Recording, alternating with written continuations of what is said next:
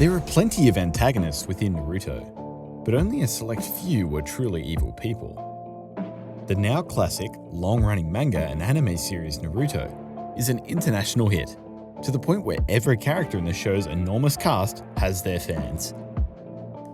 Some of the show's biggest villains are not only some of the show's most interesting and powerful characters, but potentially the hardest to love.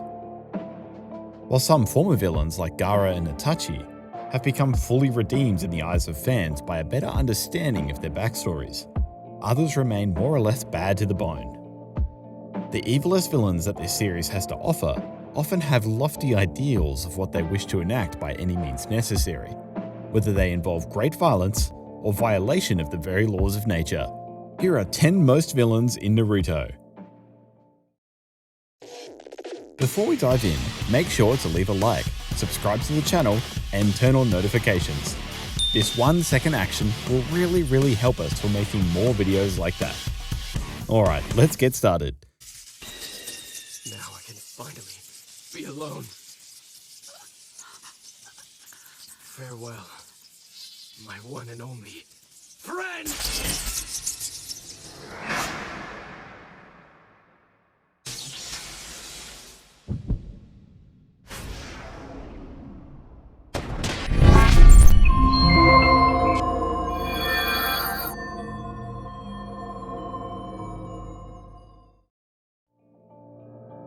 Number 10. Nagato.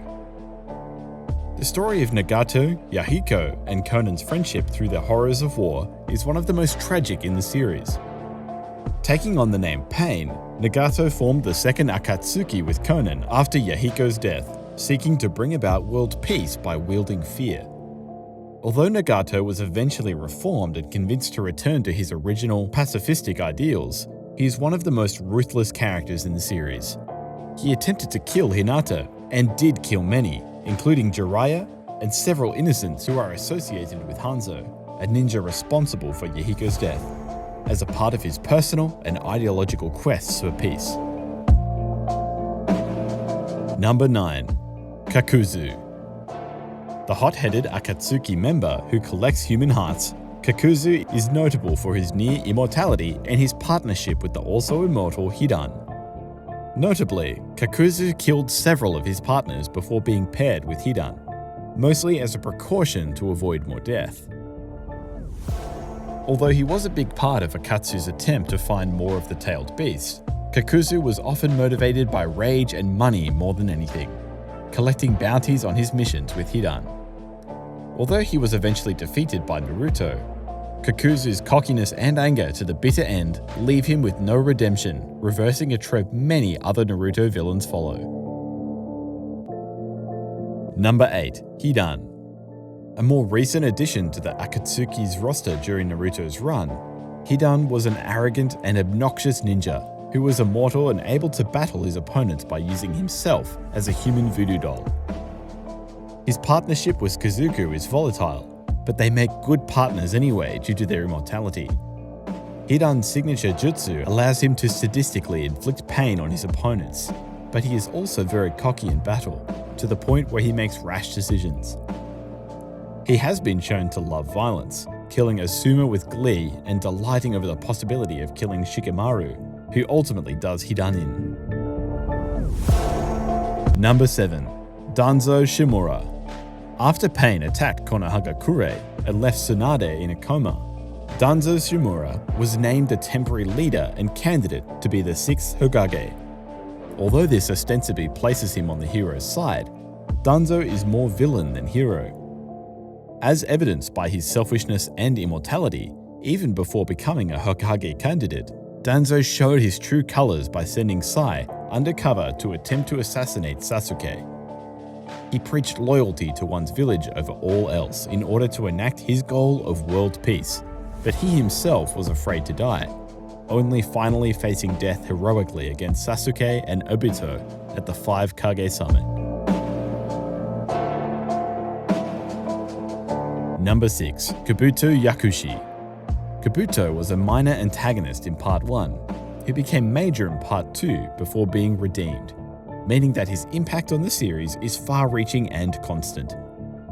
At first, Kabuto was a spy working for Orochimaru, but he eventually staked out on his own and used his medical prowess to imbue himself with DNA from Orochimaru, the Sound Four, and Sasuke's allies in Taka. In this way, Kabuto saw himself as being perfect, a god complex that underlined his conniving plans to accumulate power and influence, culminating in him reincarnating Madara Uchiha and several other notable ninjas to fight alongside himself and Akatsuki leader Obito Uchiha. Although his ambitions have been reined in since then, this arrogance brought the world much pain. Number 5. Orochimaru. One of the legendary Sannin and the main antagonist of Part 1, Orochimaru was a former Akatsuki member whose presence loomed large over the series. Marked by his desire for immortality, Orochimaru was unique in that he saw potential in Sasuke and actively disliked Akatsuki, whereas many other villains were allied with the organization. Despite his redemption arc and the subsequent appearances in Boruto, Orochimaru is plenty diabolical throughout the series, performing unethical experiments on others in Konohagakure and killing many without remorse on his quest for power and immortality. He had very little respect for human life and its fragility, and it showed in his evil schemes. Number 4. Obito Uchiha. The secret leader of the Akatsuki, lurking in the shadows and even pretending to be a Madara Uchiha, before finally revealing himself, Obito was something of a tragic character. Although he sacrificed his life in order to save the world, his actions did put the world in danger in the first place. From his youthful rival with Kakashi, Obito always seemed to crave power, and he later adopted his mentor Madara's idealistic view of world peace by means of mental imprisonment. In order to accomplish this plan, Obito killed many and also worked many Machiavellian schemes to avoid being seen as the true puppet master of the Akatsuki organization. Number 3. Madara Uchiha. Madara Uchiha was one of the founders of Konoha and perhaps the most famous member of the Uchiha clan, known for his plan to use the infinite Tsukuyomi technique to imprison the human race and create world peace. He saved Obito's life and entrusted him with this plan, but he also manipulated him into becoming evil by orchestrating the death of his friend Rin. As a brilliant strategist and a bloodthirsty fighter, Madara's influences reach over many characters in the series, even though he died before the series began. He attempted to use Obito and Black Zetsu to achieve his plans after death, and was even able to continue his conniving ways later when he was resurrected by Kabuto. Number 2. Black Zetsu.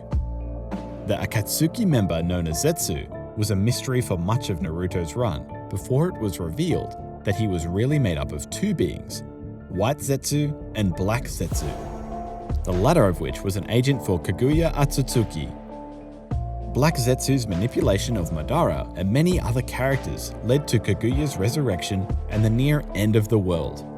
Mostly, Black Zetsu worked by manipulating others into killing and accumulating power so that it could get what it wanted, although it also killed others when necessary, as when it possessed Obito in order to kill the resurrected Madara. Black Zetsu had a hatred for most of humanity that it inherited from Kaguya as well, making it an unfeeling strategist with no mercy. Number 1. Kaguya Otsutsuki. The final antagonist of the Naruto franchise was not revealed until very late in the anime and manga's runs, but her influence over the series was undeniable. Kaguya Otsutsuki was sealed in the moon, but was unleashed as a part of Black Zetsu's plan when the infinite Tsukuyomi was reflected off of the moon in order to create world peace. Above all, Kaguya craved power, and much like the series' other villains, believed that she and she alone could bring peace to the world by dominating all other life. Because of her ancient nature, Kaguya is very powerful too, able to enact her wicked plots with even less possibility for resistance than the likes of Obito and Madara.